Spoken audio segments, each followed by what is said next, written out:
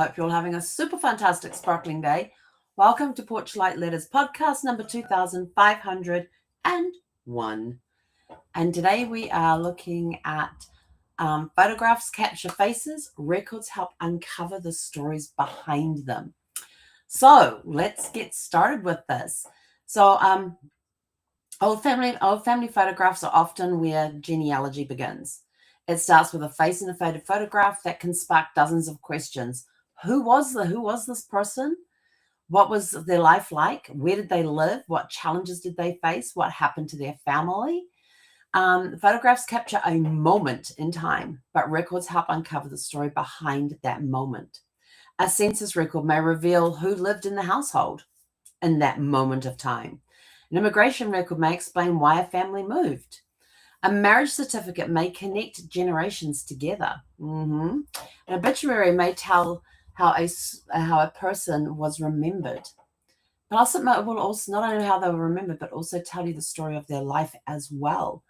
When photographs and records are combined, ancestors begin to feel more real, not just names on a chart or faces in a frame, but people who lived full lives. They worked hard, they raised families, they experienced joys and losses, they made difficult decisions, they built their future generation. They built lives their future generations would inherit, not just physically, but also through the DNA. And genealogy helps transform old photographs from silent images into meaningful family stories, because every face has a story waiting to be discovered. And so I went digging and I found one of my favorite old photographs. It's from 1970, I think it's 1971. Hang on, let me double check that. Yes, it's from 1971, February 2nd, 1971. This was when this photograph was taken. And this photograph captures 50 years. It was taken on my great-grandparents' 50th wedding anniversary. And there's a whole bunch of story behind that comes along with this photograph. 50 years of marriage comes through this. So I'm going to take you over here and show you. Let me share the screen. This is my granny and pop. So these are my great-grandparents. I'm going to go to the other screen so I can do this. This is my pop and my granny. They are the parents of my paternal grandmother. So my dad's mother's parents. And this is their wedding photo that was taken 50 years beforehand. So there's granny and there's pop there. This is this gentleman here is my great-grandfather's brother, and he was also the best man at the wedding. And on the opposite side is my great-grandmother's sister, who was the maid of honor at the wedding. And they were given the silver tea service as a gift for their wedding anniversary. And Granny is sitting there holding their wedding copy of their wedding picture. This is, when you look at this picture, you've got just one generation there. You've got Granny and Pop and their siblings are there with them. But when you include this picture here of their wedding day 50 years beforehand, this now becomes like a time capsule photograph. And I love this photograph because it's showing them 50 years later. And I absolutely adore their wedding photo. Their wedding photograph is absolutely beautiful. But you look at that, you look at them now, there's 50 years between when these two photographs were taken. There's a lot of life that got lived during that time. There were children that they had. There were grandchildren that they've acquired. There was great-grandchildren. My granny here, her name was Mary Jane, and that's where my middle name comes from. I'm Helen Mary, and I was named after my granny, my great-grandmother, Granny. And and one of the stories that is encapsulated in this 50 years is that she was super excited to find out my name was Helen Mary, because she then thought not only was I named after her, but the Helen came from her sister. And the problem was that nobody in the family remembered her having a sister, Helen, until years later when I was doing some research and I came across this woman called Edith Helena. And Edith Helena was my grandmother's sister, her natural sister. Because when my grandmother was 11, she was adopted into another family because her mother was in an asylum for is it mental health? I think it was mental health. that's another story for another day. And so she was adopted, but she also had some natural siblings as well. Olive and Edith were her natural sisters. So so this is another interesting thing when it comes to genealogy and adoptions, is which line do you follow? If you know the birth family, follow the birth family. In this case, we've been able to trace the birth family for Granny back. We knew who her parents were. She was, adopted when she was 11. And she had older siblings at the time as well. And then you have, and then you also have the adopted family. I have traced the adopted family tree because the rumor is that this was an in-family. One of the rumors is that this was an in-family adoption. So I had to research the adoptive family, research her birth family to see if I could find a connection. I haven't yet, but there's still a lot of searching to go. But this here, they've got, they had 6 children they had. There was Grandma and Auntie Mert, who were twin sisters. So my grandmother and her twin sister, they were the oldest. They had a lot of, I'm trying to remember who all the other ones were. Auntie Marge was one of her sister, was one of their children. Bill was one of their children. They also had Malcolm. Was it 5 or 6 that they had? I feel like I'm missing somebody. I should have looked that up beforehand. I think I'm missing somebody. But this picture, like I said, it's not just, it is a moment in time on their 50th wedding anniversary, but the story behind it, because they have their wedding picture in there, there's a lot of life lived. A lot of life left. There was, they also had Mavis too. That was it. Mavis was the other one. Mavis and Auntie Pat. Mavis passed when she was 5 or 6. I don't remember the story behind her passing. So they've lived through tragedy. They've lived through a lot. They had a farm that they managed, a dairy farm, where they were milking cows and that sort of thing. So my dad used to go and spend some of his school holidays with them and help learning work on the farm and that sort of thing. And he got to hang out with his cousins and that sort of stuff as well. So like I said, between that 50 years, there was a lot of stuff packed in there. There was love, there was tragedy, there was celebrations, there was heartbreaks, there was everything was packed into that 50 years. And that's why I like this picture, because it's two time eras, when they got married and where they were 50 years later, and what happened in between, all the stories in between that you can tell about their married life together. So that's my granny and my pop, and I loved going and visiting them. I love going and visiting them. They were awesome. To me, they were awesome great grandparents. I've heard stories over the years that of some of the stuff that they went through. And so now it's a case of documenting that stuff, and not only just documenting, but finding the backup for it, the sources for the information as well, to be able to put all this story together. Granny was older than Pop, because he was born in 1900 and she was, what was she born? She was born in 1893 and he was born in 1900. So she was 7 years older than him. She did go 4 years before he did. But that was, just taking a snapshot of a photo and look at the stories that can come out of that one photo. I remember as a young child, this is what got me started in genealogy without me even knowing about it, is my grandparents had these, when I went to go to grandma and granddad's house, it's my dad's parents, they had they had a living room that went like an L shape in the last house that they lived in. And in that little L-shaped area was where they kept the record player, they kept the little electronic keyboard or organ, whatever it was called at the time, electric piano, whatever. But they also had, underneath the record player, they had these, this is where they put the photo albums. And I would sit there and open up the corners of the photo albums till I found the pictures that I liked. And then I'd pull that one out and I'd go and take it to my grandfather or my grandmother and ask them to tell me the stories behind the pictures. And that, again, turn a photo album into a story album of somebody's life. My parent, and I don't think I have it on the bookcase yet. No, I don't have it on the bookcase yet. But my parents years ago created a photo album of my life from when I was born all the way through up until the current time, when they made the album. And what was really cool was going through that and just remembering the stories behind those photographs. There was a picture of me with shorts and a sweater on and a backpack on, big backpack. I mean, it was massive.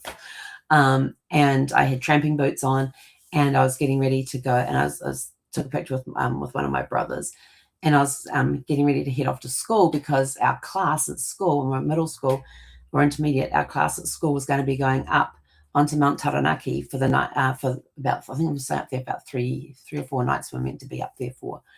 And so this was a new adventure. We were the first intermediate school in the Taranaki region to actually go and do a camping trip on the mountain.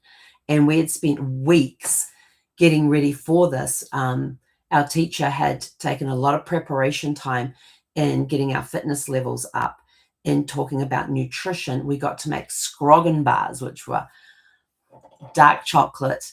And in the dark chocolate, there was dried fruits, there was raisins, there was cherries, there was nuts and all that was in the scroggin. We made the scroggin, and those were our energy bars.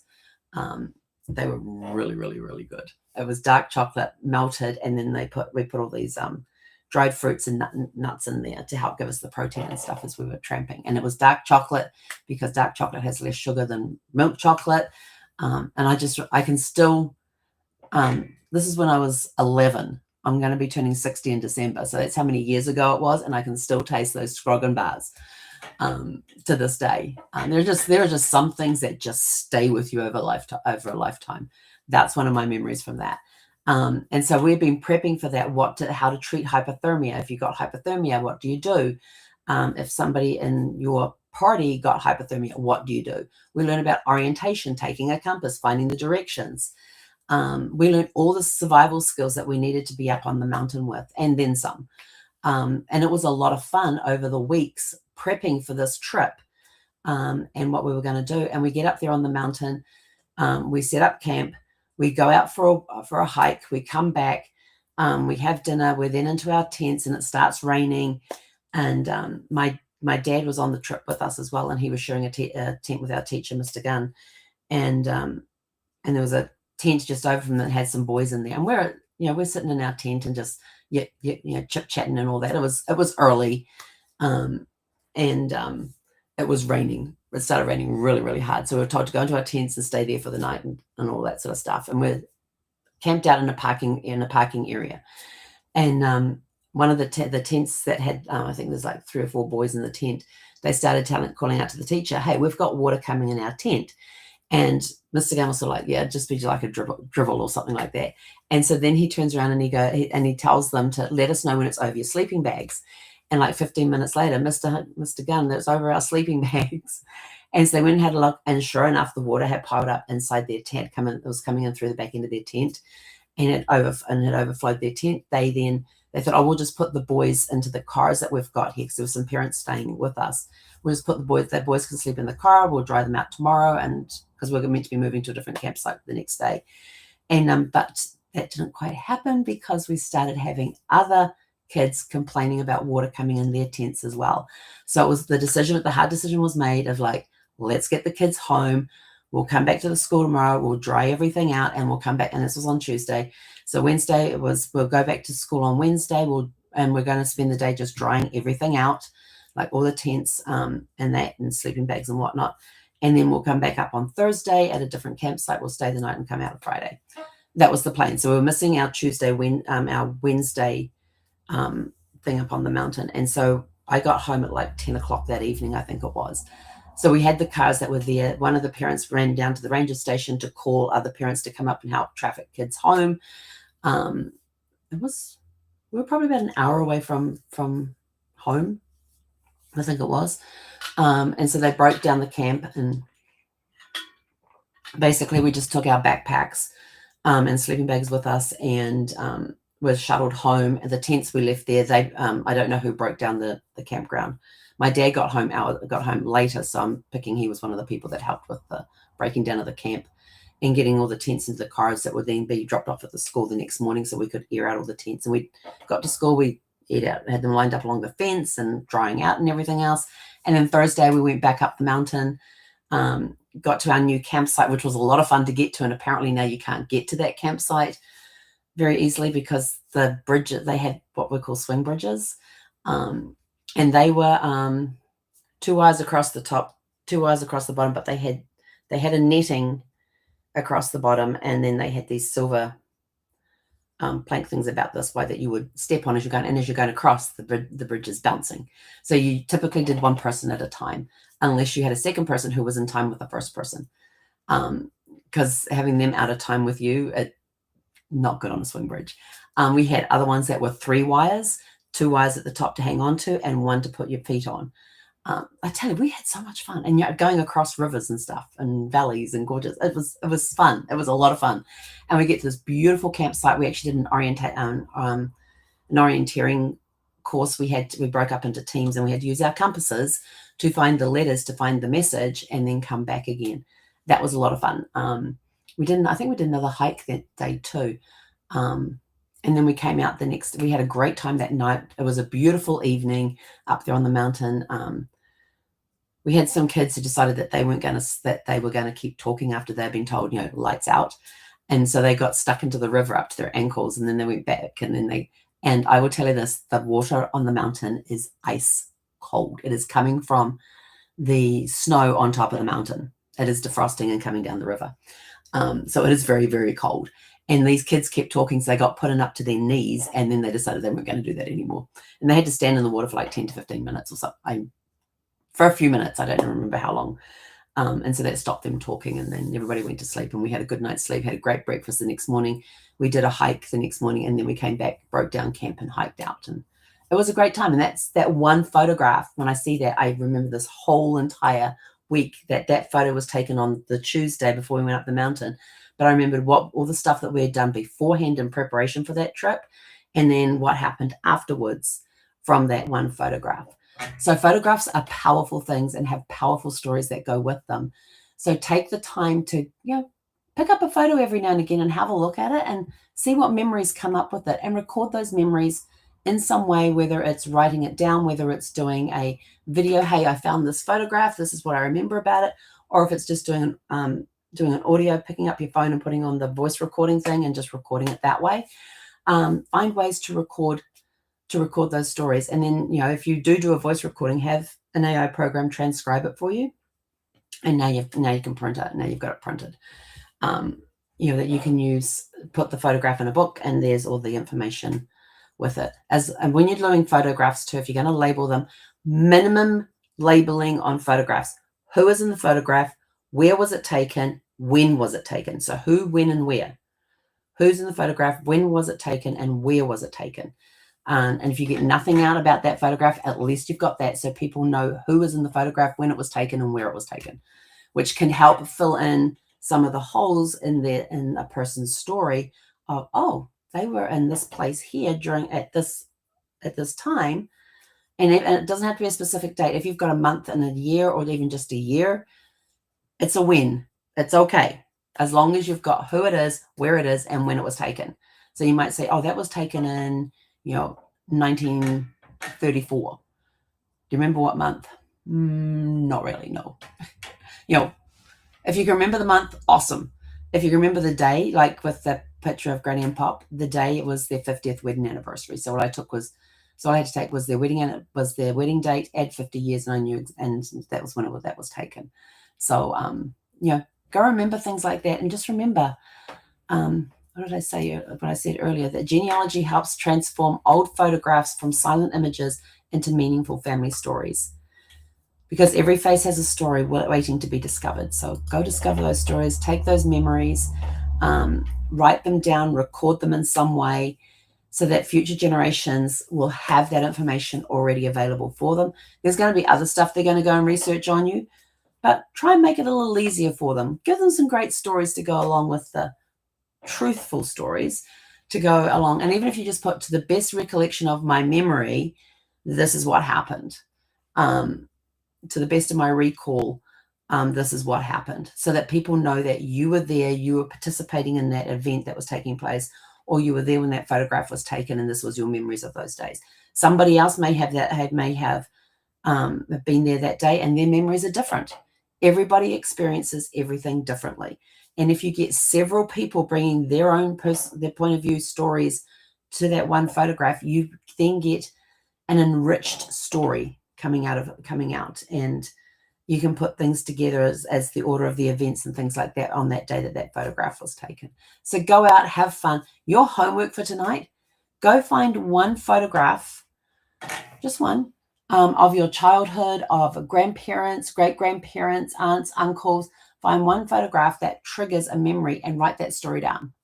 That's your challenge for today. So go out, have a super fantastic sparkling evening, and we'll catch you guys back here tomorrow.